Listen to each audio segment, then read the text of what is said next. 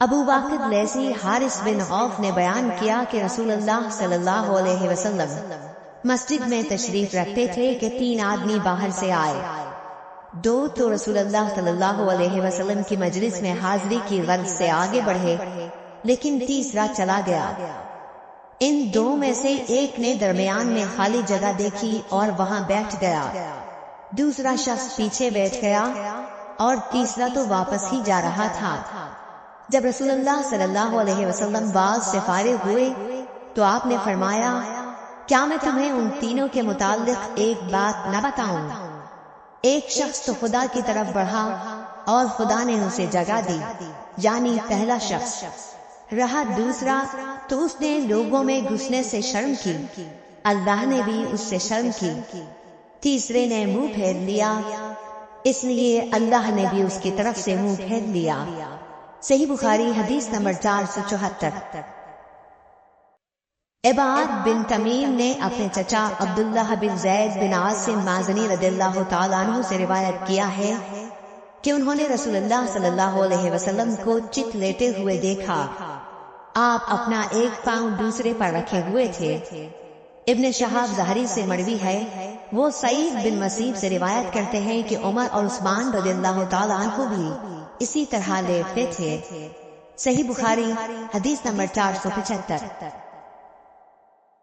عروہ بن زبیر نے خبر دی کہ نبی صلی اللہ علیہ وسلم کی زوجہ مطہرہ ام المومنین حضرت عائشہ رضی اللہ تعالیٰ عنہا نے بتلایا کہ میں نے جب سے ہوش سنبھالا تو اپنے ماں باپ کو مسلمان ہی پایا، اور ہم پر کوئی دن ایسا نہیں گزرا جس میں رسول اللہ صلی اللہ علیہ وسلم صبح و شام دن کے دونوں وقت ہمارے گھر تشریف نہ لائے ہوں۔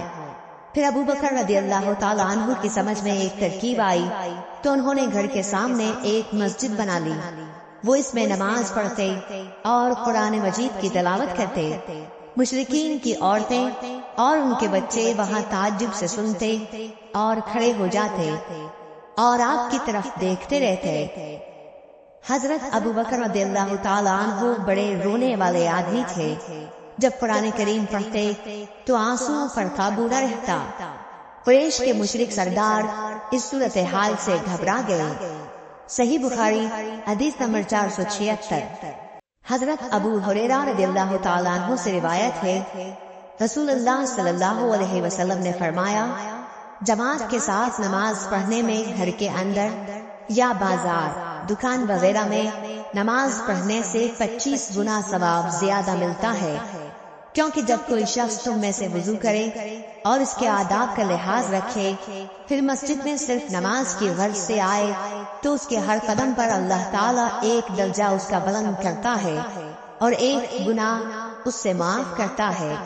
اس طرح وہ مسجد کے اندر آئے گا، مسجد میں آنے کے بعد جب تک نماز کے انتظار میں رہے گا اسے نماز ہی کی حالت میں شمار کیا جائے گا، اور جب تک اس جگہ بیٹھا رہے جہاں اس نے نماز پڑھی ہے تو فرشتے اس کے لیے رحمت خداوندی کی دعائیں کرتے ہیں کہ اے اللہ اس کو بخش دے، اے اللہ اس پر رحم کر، جب تک کہ ریح خارج کر کے وہ فرشتوں کو تکلیف نہ دے۔ صحیح بخاری حدیث نمبر 477۔ عبداللہ بن عمرو بن عاص رضی اللہ تعالیٰ عنہ سے روایت ہے کہ رسول اللہ صلی اللہ علیہ وسلم نے فرمایا کہ عبداللہ بن عمرو، تمہارا کیا حال ہوگا جب تم برے لوگوں میں رہ جاؤ گے؟ اس طرح یعنی آپ نے ایک ہاتھ کی انگلیاں دوسرے ہاتھ میں کر کے دکھلائیں۔ صحیح بخاری حدیث نمبر 480۔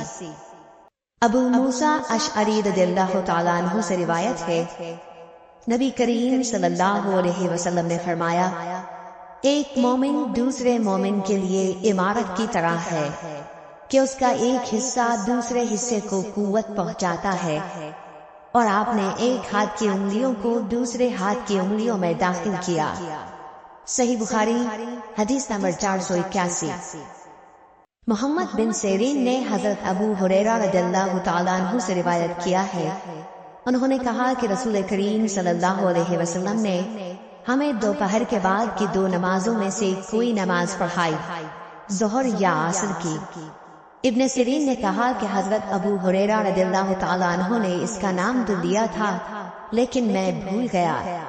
حضرت ابو ہریرہ رضی اللہ تعالیٰ عنہ نے بتلایا کہ آپ نے ہمیں 2 رکعت نماز پڑھا کر سلام بھیج دیا۔ اس کے بعد ایک لکڑی کی لاٹھی سے جو مسجد میں رکھی ہوئی تھی آپ صلی اللہ علیہ وسلم ٹیک لگا کر کھڑے ہو گئے۔ ایسا معلوم ہوتا تھا کہ جیسے آپ بہت ہی خفا ہوں، اور آپ نے اپنے دائیں ہاتھ کو بائیں ہاتھ پر رکھا اور ان کی انگلیوں کو ایک دوسرے میں داخل کیا، اور آپ نے اپنے دائیں رخسار مبارک کو بائیں ہاتھ کی ہتھیلی سے سہارا دیا۔ جو لوگ نماز پڑھ کر جلدی نکل جایا کرتے تھے وہ مسجد کے دروازوں سے پار ہو گئے۔ پھر لوگ کہنے لگے کہ کیا نماز کم کر دی گئی ہے؟ حاضرین میں ابو بکر اور عمر رضی اللہ تعالیٰ عنہ بھی موجود تھے، لیکن انہیں بھی آپ سے بولنے کی ہمت نہ ہوئی۔ انہی میں ایک شخص تھے جن کے ہاتھ لمبے تھے اور انہیں ذوالیدین کہا جاتا تھا۔ انہوں نے پوچھا، یا رسول اللہ صلی اللہ علیہ وسلم، کیا آپ بھول گئے یا نماز کم کر دی گئی ہے؟ آپ نے فرمایا کہ نہ میں بھولا ہوں اور نہ نماز میں کوئی کمی ہوئی ہے۔ پھر آپ نے لوگوں سے پوچھا، کیا ذوالیدین صحیح کہہ رہے ہیں؟ حاضرین بولے کہ جی ہاں۔ یہ سن کر آپ آگے بڑھے اور باقی رکعتیں پڑھی، پھر سلام پھیرا، پھر تکبیر کہی اور سہو کا سجدہ کیا، معمول کے مطابق یا اس سے بھی لمبا سجدہ کیا، پھر سر اٹھایا اور تکبیر کہی، پھر تکبیر کہی اور دوسرا سجدہ کیا، معمول کے مطابق یا اس سے بھی طویل، پھر سر اٹھایا اور تکبیر کہی۔ لوگوں نے بار بار ابن سیرین سے پوچھا کہ کیا پھر سلام پھیرا؟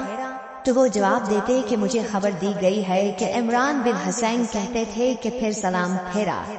صحیح بخاری حدیث نمبر 482۔